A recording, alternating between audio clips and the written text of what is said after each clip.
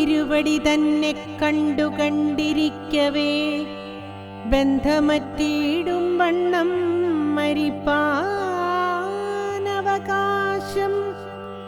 വന്നതു ഭവൽ കൃപാപാത്രമാകയാലഹം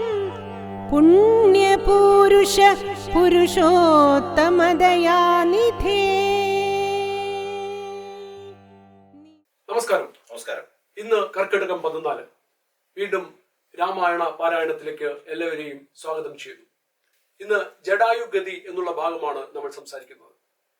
സീതാപഹരണത്തിന് ശേഷം രാവണൻ സീതയെ അപഹരിച്ചു കൊണ്ടുപോകുന്ന വഴി രാവണനെ തടുത്തു നിർത്തിക്കൊണ്ട് ജടായു വലിയ ഒരു യുദ്ധത്തിന് കോപ്പകൂട്ടുന്നു. എന്നാൽ അവസാനം രാവണൻ ചന്ദ്രഹാസത്തിന്റെ ബലത്തിൽ ജടായുവിന്റെ ചിറകുകൾ അരിയുകയാണ്. ഇതിൽ അനീതി കണ്ട് എതിർക്കുന്ന വളരെ കുറച്ച് ആളുകളെ നമ്മുടെ സമൂഹത്തിൽ നിന്ന് നമുക്ക് കാണാൻ സാധിക്കുകയുള്ളൂ. അത്തരത്തിലുള്ള അനീതിയെ എതിർക്കുന്ന ഒരു ശക്തനായ കഥാപാത്രമാണ് ജടായു. രാമൻ വന്നു കാണുന്നതുവരെ തന്റെ ജീവൻ നിലനിർത്തുവാനുള്ള വരം സീതാദേവി നൽകിയിട്ടുണ്ടായിരുന്നു. അതിൻ പ്രകാരം രാമൻ ജടായുവിനെ വന്ന് കാണുകയും എവിടെയൊക്കെയാണ് സീതയെ രാവണൻ കട്ടുകൊണ്ടുപോയത് എന്നുള്ളത് രാമൻ വിശദീകരിച്ചു കൊടുക്കുകയും ചെയ്തു. അതിനുശേഷം മരണത്തെ പുൽകിയ ജടായുവിന്റെ കർമ്മങ്ങൾ അടക്കം ചെയ്ത ശേഷമാണ് രാമൻ അവിടെ നിന്നും പോകുന്നത്. ജടായുവിനെ പോലെയുള്ള അനീതിയെ എതിർക്കുന്ന, ശക്തിയുക്തം എതിർക്കുന്ന, എത്ര ശക്തനായാൽ പോലും അതിനെ എതിർക്കുന്ന ആ ഒരു വ്യക്തി പ്രഭാവത്തിനെ എങ്ങനെയാണ് നമ്മുടെ ആചാര്യനായ ശ്രീ ഗോപിനാഥ് പുത്രിക എങ്ങനെയാണ് അദ്ദേഹം ആ ബിംബത്തിനെ, ആ വ്യക്തിയെ എങ്ങനെ വിലയിരുത്തുന്നു എന്നും നമ്മുടെ സമൂഹത്തിൽ നമ്മൾ പറഞ്ഞു വന്ന മാതിരി തന്നെ നമ്മുടെ സമൂഹത്തിൽ എങ്ങനെ പ്രാവർത്തികമാക്കാൻ പറ്റും എന്നും ഉള്ളതിനെ കുറിച്ചുള്ള ഒരു വിശകലനം നമുക്ക് അദ്ദേഹത്തിൽ നിന്ന് പ്രതീക്ഷിക്കാം. രാമായണം എന്ന മഹാകാവ്യം എല്ലാവർക്കും സുപരിചിതമാണ്. ലോകത്താകമാനം ഇന്നും രാമായണ മഹോത്സവങ്ങൾ, രാമായണ സമ്മേളനങ്ങൾ നടക്കുന്നു എന്ന കാര്യം പലർക്കും അറിയില്ല. എന്നാൽ അതൊരു യാഥാർത്ഥ്യമാണ്. ഭാരതത്തിലും ഭാരതത്തിന് പുറത്തും മറ്റു പല സ്ഥലങ്ങളിലും ഒക്കെ രാമായണം ഒരു സംഭവമായിട്ട് ജനങ്ങൾ ആചരിക്കുന്നുണ്ട്. അതിനൊരു കാരണമുണ്ട്. ഇത് ഇതിഹാസമാണ്, നടന്ന കഥയാണ്, ഇപ്രകാരം സംഭവിച്ചതാണ്. അപ്പോൾ ആ സംഭവിച്ച കാര്യങ്ങളെല്ലാം മാനവ ജീവിതത്തിന് ഏതെങ്കിലും തരത്തിൽ പ്രയോജനമുള്ള കാര്യങ്ങളായിരിക്കും എന്നുള്ളത് കൊണ്ട് എല്ലാ കാലത്തും എല്ലാ രാജ്യങ്ങളിലും ഏത് പ്രദേശത്തും രാമായണത്തിന് പ്രാധാന്യമുണ്ട്. ഭാരതീയരെ സംബന്ധിച്ചിടത്തോളം രാമൻ എന്ന ബിംബമില്ലെങ്കിൽ നമ്മുടെ ജീവിതം പൂർണ്ണമാവുകയില്ല. രാമസംജ്ഞ ഇല്ലെങ്കിൽ ഭാരതീയന്റെ ജീവിതം പൂർണ്ണമാവുകയില്ല എന്ന് പറഞ്ഞാൽ അത് അസ്ഥാനത്താവില്ല. അതിലെ ഓരോ സംഭവങ്ങളും ഏത് രീതിയിൽ നമുക്ക് വ്യാഖ്യാനിക്കാവുന്നതാണ്. താത്വികമായും ദാർശനികമായും വേദാന്തപരമായും സാമൂഹികമായും ഒക്കെ വ്യാഖ്യാനിക്കാൻ ഉതകുന്ന സംഭവങ്ങളാണ് രാമായണത്തിലുള്ളത്. ഇവിടെ നാം ഇതുവരെ ചർച്ച ചെയ്ത ഓരോ ഭാഗങ്ങളിലും നാം ഒരു പരിധിവരെ അത്തരം കാര്യങ്ങളെ മനനത്തിന് വിധേയമാക്കുവാൻ ശ്രമിച്ചിട്ടുണ്ട്. നമ്മളാരും പൂർണ്ണരല്ല. അപ്പോൾ നമ്മൾ ചെയ്ത ഈ ഒരു സംഭവം പൂർണ്ണമാണെന്ന് നാം അവകാശപ്പെടുന്നില്ല. പക്ഷേ സമാജം ഇപ്രകാരമാണ് ചിന്തിക്കേണ്ടതെന്ന് നമ്മൾ ഉപദേശിക്കുന്നു. നമ്മുടെ കുടുംബങ്ങളിൽ കുടുംബ വ്യവസ്ഥ തകരുമ്പോൾ രാമനിലേക്ക് നോക്കുന്ന ആ ഒരു സംസ്കാരം നമുക്ക് ഉണ്ടാവണം. കാരണം രാമായണത്തിൽ കുടുംബ സങ്കല്പങ്ങളുണ്ട്, സഹോദര സങ്കല്പങ്ങളുണ്ട്, ഭാര്യാഭർത്തൃ ബന്ധമുണ്ട്. എന്ന് വേണ്ട ഈ പ്രപഞ്ചത്തിലെ നിലനിൽപ്പിന് ആധാരമായിട്ടുള്ള എല്ലാ ശുദ്ധ സങ്കല്പങ്ങളും ഈ പുണ്യ പുരാതന ഗ്രന്ഥത്തിലുണ്ട്. അതുകൊണ്ട് ഇതിലെ ഏത് ഭാഗം എടുത്തു കഴിഞ്ഞാലും നമുക്ക് എന്തെങ്കിലുമൊക്കെ കിട്ടും, അല്ലെങ്കിൽ നമുക്ക് അതിന് പ്രാപ്തി ഉണ്ടാക്കി തരും എന്നാണ് പറയാനുള്ളത്. ഇതൊരു പരിശ്രമമാണ്. നമ്മൾ ഒരു പുതിയ കാര്യമായിട്ട് വേണമെങ്കിൽ കൂട്ടിക്കോളൂ. കാരണം നമ്മൾ മനനത്തിന് വിധേയമാക്കണം. കാരണം മനനമാണ് ജീവിതം. ഈ മനനം എന്ന് പറയുന്നത് മനനമാണ്. ഈ അമൃതത്വം എന്ന് പറയുന്നത് മനനത്തിലൂടെയേ നമുക്ക് ലഭിക്കുകയുള്ളൂ. ആ മനനമായിക്കോട്ടെ നമ്മുടെ മഥനം. ഇപ്പൊ പാലാഴിയിലെ മഥനം നടത്തി അമൃത് ലഭിച്ചു എന്ന് പറയുന്ന പോലെ നമ്മൾ ശരിക്കും ഒരു മനനത്തിന് വിധേയരായി തീരണം. എങ്കിൽ മാത്രമേ നമുക്ക് അമൃത് ലഭിക്കുകയുള്ളൂ. അപ്പോൾ ഓരോന്നും നമ്മുടെ പൂർവികര് നമുക്ക് നൽകിയിരിക്കുന്ന അമൃതാണ്. ആ അമൃതിനെ നമ്മൾ മനനം ചെയ്ത് എടുക്കണം. വെറുതെ അമൃത് കിട്ടില്ല. പരിശ്രമിക്കണം, പ്രയത്നിക്കണം. പ്രയത്നമൊക്കെ പ്രകർഷേണയുള്ള യത്നമാണ്. അതുകൊണ്ട് നമ്മളിവിടെ പറഞ്ഞു വന്നത് ജടായുവിനെ പറ്റിയാണ്. ഈ ജടായു എന്ന് പറയുമ്പോൾ നമ്മൾ കേവലം ഒരു പക്ഷിയായിട്ടാണ് കാണുന്നത്. പക്ഷെ ജടായു ധർമ്മ വിഗ്രഹം തന്നെയാണ്.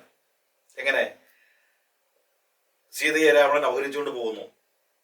ഇഷ്ടംപോലെ ആളുകളുണ്ട് അവിടെ, അവരാരും ചോദിക്കുന്നില്ല, അല്ലേ? അവർക്കതിൽ താല്പര്യമില്ല. പക്ഷെ ഒരാൾ ചോദിച്ചു, അത് ജടായുവാണ്. കാരണം അങ്ങനെ ഒരു പക്ഷമുണ്ട്. അങ്ങനെ പക്ഷമുള്ളത് കൊണ്ട് ആ പക്ഷം രാവണൻ അരിഞ്ഞു. പക്ഷം എന്ന് പറഞ്ഞാൽ അറിയില്ലേ, ഒരു അഭിപ്രായം. അപ്പൊ എനിക്കൊരു പക്ഷമുണ്ട്, ആ പക്ഷമുണ്ട്. ആ പക്ഷം ഉണ്ടെങ്കിലേ ചോദിക്കുള്ളൂ. ഒരു പക്ഷമില്ലാത്തവൻ, നിഷ്പക്ഷവാദികൾ ഒന്നും ചോദിക്കില്ല.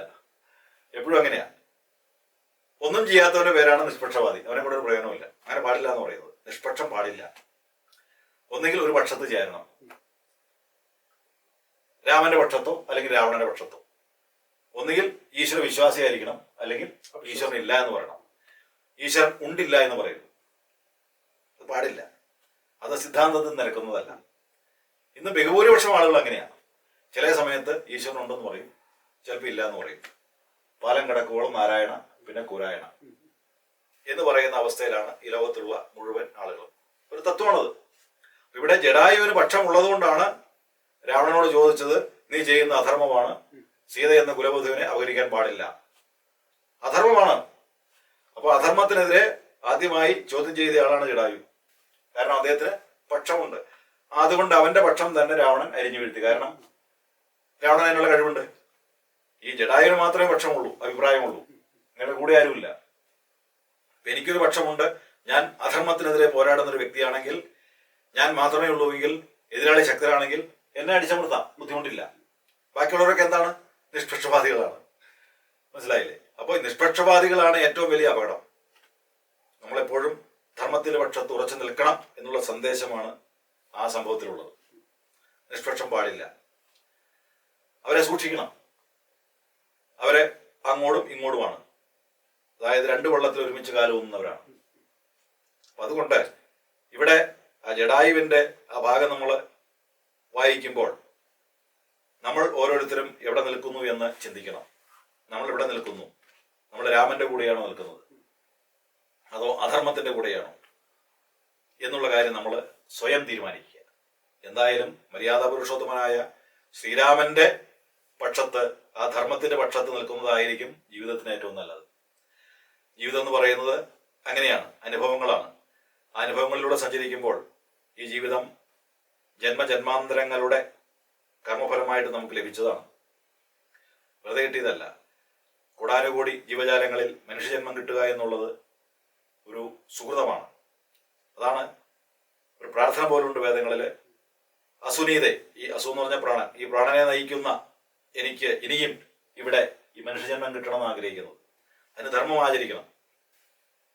സൂര്യനെ നോക്കിയാൽ മനസ്സിലാവുന്ന, ചന്ദ്രനെ നോക്കിയാൽ മനസ്സിലാവുന്ന, നക്ഷത്രങ്ങളെ നോക്കിയാൽ മനസ്സിലാവുന്ന ആ ജന്മം എനിക്ക് വേണം. ആ ജന്മം കിട്ടണമെങ്കിൽ മനുഷ്യന്മായിരിക്കണം. പക്ഷെ ഇന്ന് ആര് സൂര്യനെ കാണുന്നു, ആര് ചന്ദ്രനെ കാണുന്നു, ആര് നക്ഷത്രങ്ങളെ കാണുന്നു? അത് നമ്മൾ മനസ്സിലാക്കണം.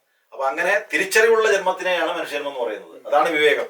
അതുകൊണ്ടാണ് ഭാരതത്തിൽ വിവേകാനന്ദൻ ഉണ്ടായത്. വിവേകം ഇല്ലെങ്കിൽ പിന്നെ വിവേകാനന്ദന്മാരില്ല. അപ്പൊ നമ്മളിതെല്ലാം പഠിക്കുമ്പോൾ ഓരോരുത്തരുടെ ജീവിതത്തിൽ നിന്ന് നമുക്കിത് പഠിക്കാനുണ്ട്. വിവേകം ഉള്ള, തിരിച്ചറിവുള്ള, ധർമ്മം തിരിച്ചറിയാനുള്ള കഴിവുള്ള ഒരു ജന്മമായി നാം മാറണം എന്നുള്ളതാണ് ഈ ഒരു സംഭവത്തിൽ നമ്മൾ മനസ്സിലാക്കേണ്ടത്. എല്ലാവരും ഇത് മനസ്സിലാക്കി ജീവിതത്തിലേക്ക് പകർത്തുവാൻ ശ്രമിക്കുക. എല്ലാവർക്കും ഒരിക്കൽ കൂടി ശ്രീരാമചന്ദ്ര മഹാപ്രഭുവിന്റെ അനുഗ്രഹം ഉണ്ടാവട്ടെ എന്ന് പ്രാർത്ഥിക്കുന്നു. ജയ് സീതാറാം. എത്രയും ശക്തനായ രാവണനെ പോലും, ചന്ദ്രഹാസമുള്ള രാവണനെ പോലും എതിർക്കാൻ ജടായു കാണിച്ച ആ ധൈര്യമാണ് ഇന്ന് നമ്മുടെ സമൂഹത്തിൽ നിന്നും അന്യമായിക്കൊണ്ടിരിക്കുന്നത്. ശരിപക്ഷം പിടിക്കുവാൻ പലപ്പോഴും നമുക്ക് സാധിക്കാറില്ല എന്നുള്ളതാണ് വാസ്തവം. പക്ഷെ രാമായണത്തിന്റെ ഈ കഥകൾ നിങ്ങളെ ശരിപക്ഷത്തേക്ക് നയിക്കട്ടെ എന്ന് രാമന്റെ നാമത്തിൽ പ്രാർത്ഥിക്കുന്നു. ആരണ്യകാണ്ഡത്തിന്റെ അവസാന ഘട്ടത്തിലേക്ക് നാളെ നമ്മൾ കടക്കുകയാണ്. നിങ്ങൾക്ക് ഈ ഭാഗത്തിനെ കുറിച്ച് ഏതെങ്കിലും വിധത്തിലുള്ള സംശയ ദൂരീകരണം വേണമെന്ന് ആഗ്രഹമുണ്ടെങ്കിൽ ദയവായി ഈ വീഡിയോയുടെ താഴെ കമന്റ് ചെയ്യാൻ മടിക്കരുത്. എല്ലാവർക്കും നമസ്കാരം. ജയ് ശ്രീറാം. അന്ത്യകാലത്തിങ്കലീ വണ്ണം കാണായ മൂലം ബന്ധവു മറ്റു മുക്തനായേൻ ഞാനെന്നു നൂനം. ബന്ധുഭാവേന ദാസനാകിയോരടിയനെ ബന്ധൂക സുമസമതൃക്കരതലം തന്നാൽ ബന്ധുവത്സലമന്ദം തൊട്ടരുളേണമെന്നാൽ നിന്തിരുമലരടിയോടു ചേർന്നിടാമല്ലോ. ഇന്ദിരാപതിയതു കേട്ടുടൻ തലോടിനാൻ. മന്ദമന്ദം പൂർണ്ണാത്മാനന്ദം വന്നിടും വണ്ണം അന്നേരം പ്രാണങ്ങളെ ത്യജിച്ചു ജടായുവും മന്നിടം തന്നിൽ വീണ നേരത്തു രഘുവരൻ.